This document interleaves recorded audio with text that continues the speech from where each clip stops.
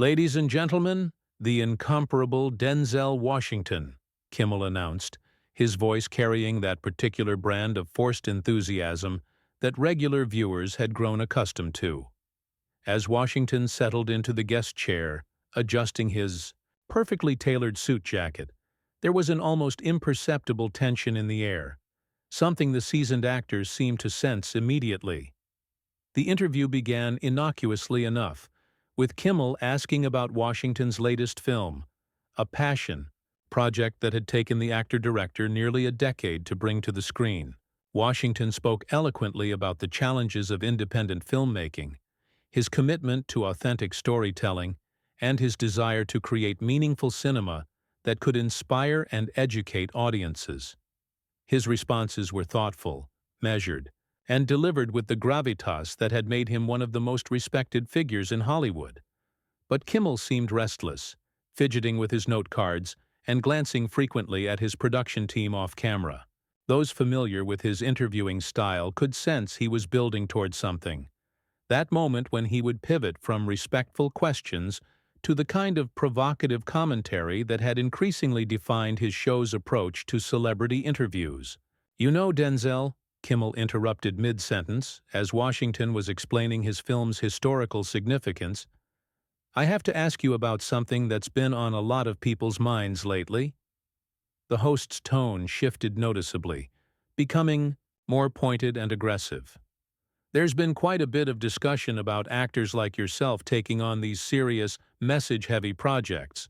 Some critics are saying it's just virtue signaling, that you're trying to stay relevant in today's political climate." The studio audience fell silent. Washington's expression remained composed, but those who knew him well could detect the slight tightening around his eyes, a warning sign that Kimmel either didn't recognize or chose to ignore.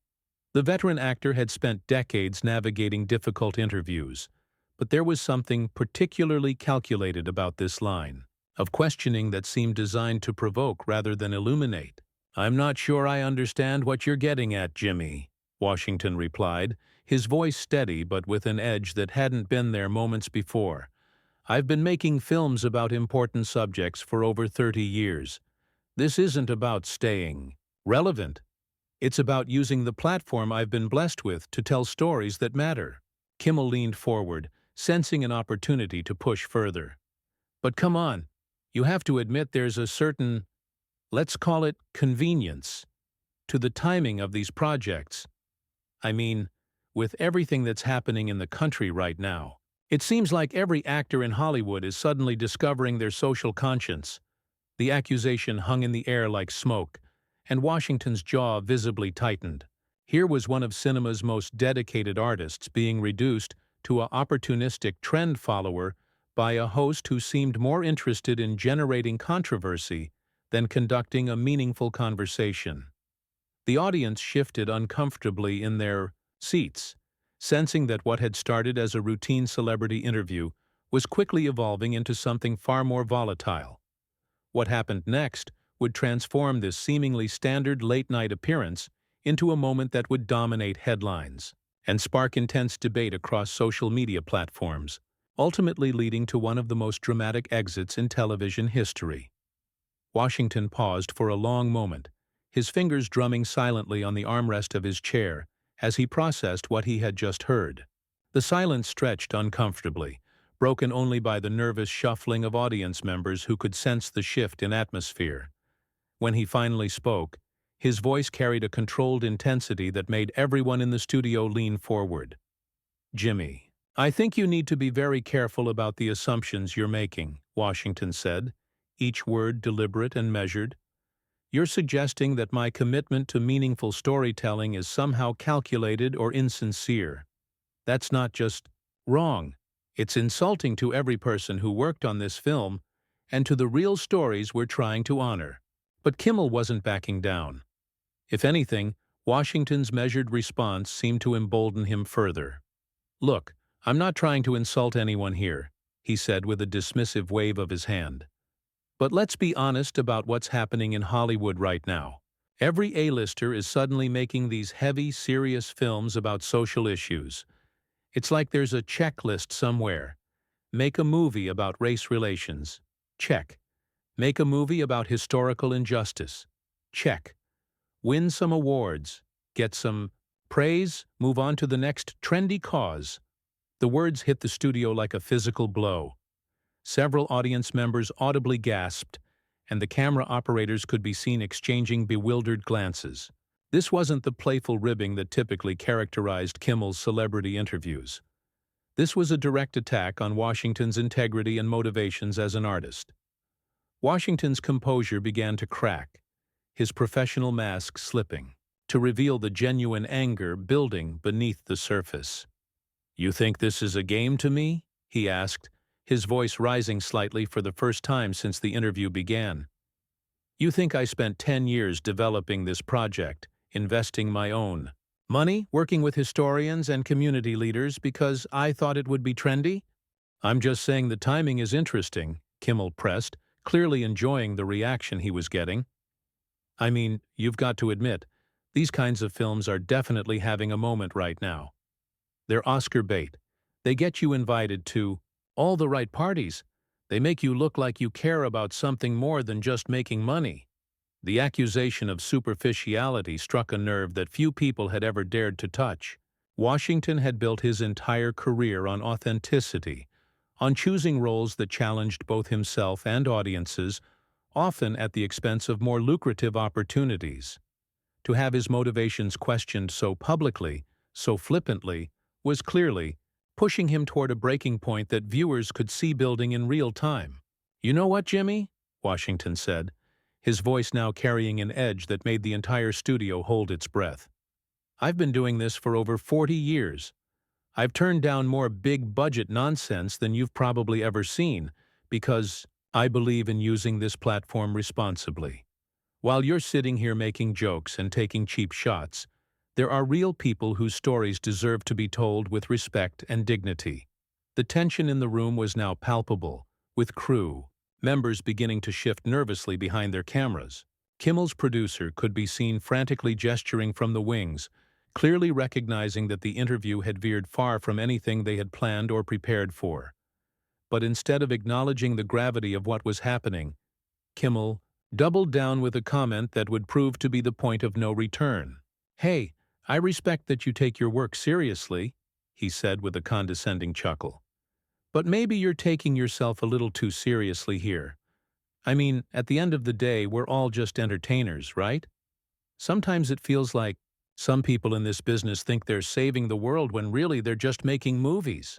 The words hung in the air like a challenge, and Washington's reaction was immediate and unmistakable. His entire demeanor shifted, the last vestiges of his media-trained politeness evaporating as he leaned forward in his chair, his eyes locked directly on Kimmel's, with an intensity that made the host visibly uncomfortable for the first time since the interview began. What came next would shatter any remaining pretense of civility, and set the stage for a confrontation that would leave both men forever changed. "Just entertainers?" Washington repeated, his voice dropping to a dangerous whisper that somehow carried more menace than any shout could have. "Just entertainers?" The repetition hung in the air as he slowly stood from his chair, his full height and commanding presence suddenly making Kimmel look small and insignificant behind his desk. The studio fell into absolute silence. Even the cameras seemed to hold their breath as Washington took a step closer to Kimmel's desk, his movements deliberate and controlled, but radiating barely contained fury. "Let me tell you something about being just an entertainer, Jimmy," he began, his voice gaining strength with each word. "When I made Malcolm X, I wasn't just entertaining. When I portrayed Reuben Carter in The Hurricane, I wasn't just entertaining. When I brought August Wilson's words to life in Fences, I wasn't just entertaining." Kimmel's smug expression began to falter as he realized the magnitude of what he had unleashed. He glanced nervously toward his production team, clearly hoping for some kind of intervention, but Washington's presence had become so commanding that even the crews seemed frozen in place. "You sit behind that desk night after night, making jokes about people's life work, trivializing their passion, their commitment, their sacrifice," Washington continued, his voice now carrying the full weight of his decades in the industry. "You've never created anything meaningful in your life, have you, Jimmy? You've never put everything on the line for something you believe in. You've never risked your career to tell a story that needed to be told." The accusation hit its mark with devastating precision. Kimmel's face flushed red as he struggled to maintain his composure, but Washington wasn't finished. The floodgates had opened, and years of watching mediocre hosts take cheap shots at serious artists came pouring out. "You want to talk about timing?" Washington's voice rose, filling the studio with a power that made the very air vibrate. "The timing of fighting for civil rights isn't convenient, Jimmy.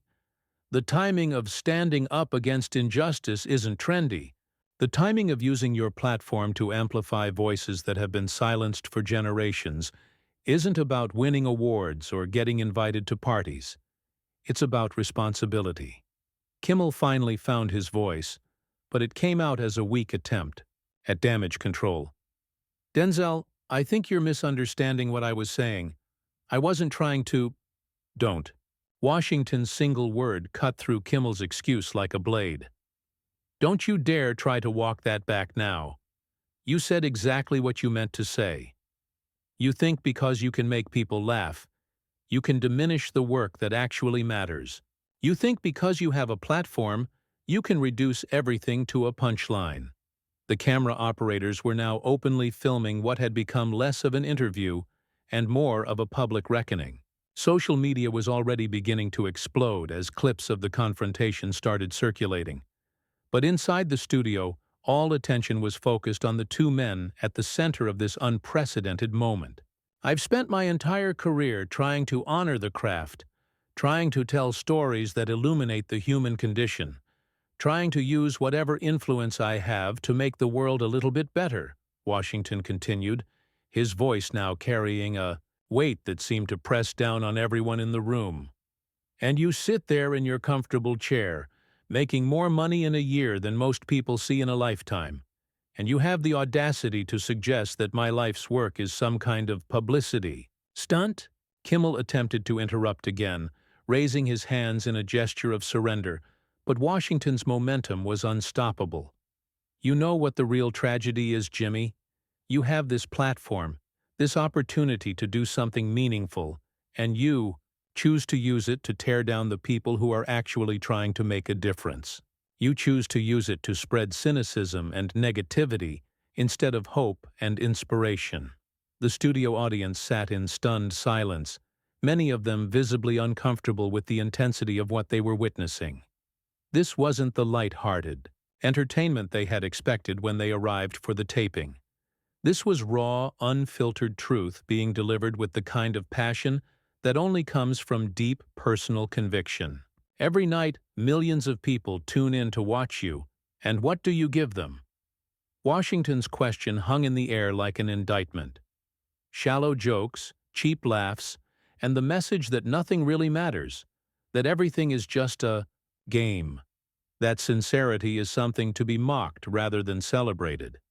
The confrontation had reached a crescendo that left everyone in the studio feeling as though they had witnessed something historic, something that would be talked about and analyzed for years to come. But Washington wasn't done. What he said next would provide the final devastating blow that would send shockwaves through the entertainment industry. Washington paused, taking a deep breath that seemed to draw all the energy in the room toward him. When he spoke again, his voice was quieter but somehow more powerful than anything that had come before. "You know what the saddest part about all of this is, Jimmy? You could have been different. You could have used this show to elevate people, to celebrate excellence, to inspire your audience to be better than they were when they turned on their televisions." The words hit Kimmel like physical blows, each one stripping away another layer of his carefully constructed television persona. His hands trembled slightly as he gripped the edge of his desk, clearly unprepared for the psychological warfare that Washington was waging with surgical precision. Instead you chose to be exactly what's wrong with this industry," Washington continued, his gaze never leaving Kimmel's increasingly pale face. You chose to be the person who diminishes rather than elevates, who mocks rather than celebrates, who spreads poison instead of medicine. And the worst part is, you do it all with a smile, like it's just harmless fun. The studio audience was now completely silent, many of them looking uncomfortable as they realized they were witnessing something far beyond typical television drama. This was a moral reckoning playing out in real time, and Washington's words carried the weight of someone who had spent decades watching the industry he loved be corrupted by cynicism and superficiality. I've worked with some of the greatest directors, writers, and actors in the history of this business, Washington said, his voice gaining momentum again. People who understood that what we do matters, that the stories we tell shape how people see themselves and their world. And then I sit across from someone like you, and I'm reminded of how far we've fallen. Kimmel finally managed to find his voice, though it came out as barely more than a whisper. Denzel, I think maybe we should take a break here. Maybe we got off on the wrong foot and… No! Washington's response was immediate and final. There's no break from this, Jimmy. There's no commercial pause that lets you reset and pretend this didn't happen. This is who you are. This is what you chose to become. And now everyone gets to see it. The power dynamic in the studio had completely shifted. What had started as Kimmel's show, his domain where he controlled the conversation and set the tone, had become Washington's stage. The veteran actor commanded the room with a presence that made everyone else feel like supporting players in his moment of truth. You asked me about timing earlier, Washington said, turning slightly to address not just Kimmel, but the cameras that were still rolling.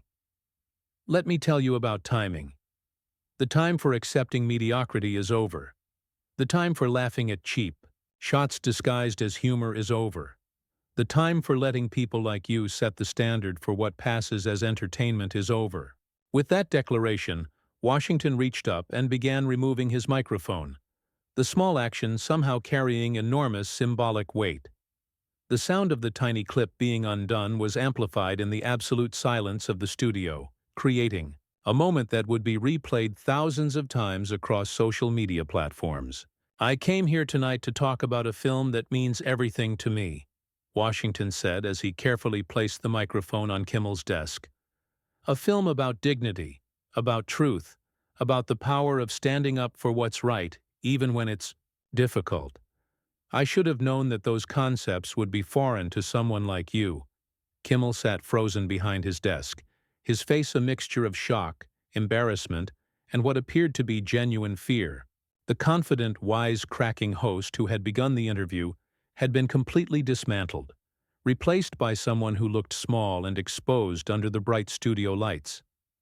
Washington straightened his jacket with the same dignity he had carried when he first walked onto the stage, but now that composure carried an additional weight of moral authority that seemed to fill the entire studio. Ladies and gentlemen, he said, addressing the stunned audience directly, I hope you'll seek out stories that challenge you, that inspire you, that remind you of the best parts of humanity. You deserve better than what you're being offered. Here. As he turned to leave the stage, Washington paused for one final moment, looking back at Kimmel with something that might have been pity. And Jimmy, he said quietly, I hope someday you realize that you had the chance to be part of something better, and you chose this instead. The sound of Washington's footsteps as he walked off the stage seemed to echo through the silent studio like thunder. Camera operators followed his exit, capturing every moment of his dignified departure, while Kimmel remained frozen at his desk, unable to speak or move. The audience sat in stunned silence until Washington disappeared through the backstage exit, and then the reality of what they had witnessed began to sink in. Scattered applause began from somewhere in the back rows, growing steadily until it became a thunderous ovation that seemed to shake the very foundations of the studio. Kimmel finally managed to speak, his voice shaky and uncertain. We'll be right back after these messages, he stammered. But the damage was already done. The confrontation was over, but its impact would reverberate through the entertainment industry for months to come, forever changing how people viewed both men and raising serious questions about the responsibility that comes with having a platform to reach millions of viewers every night.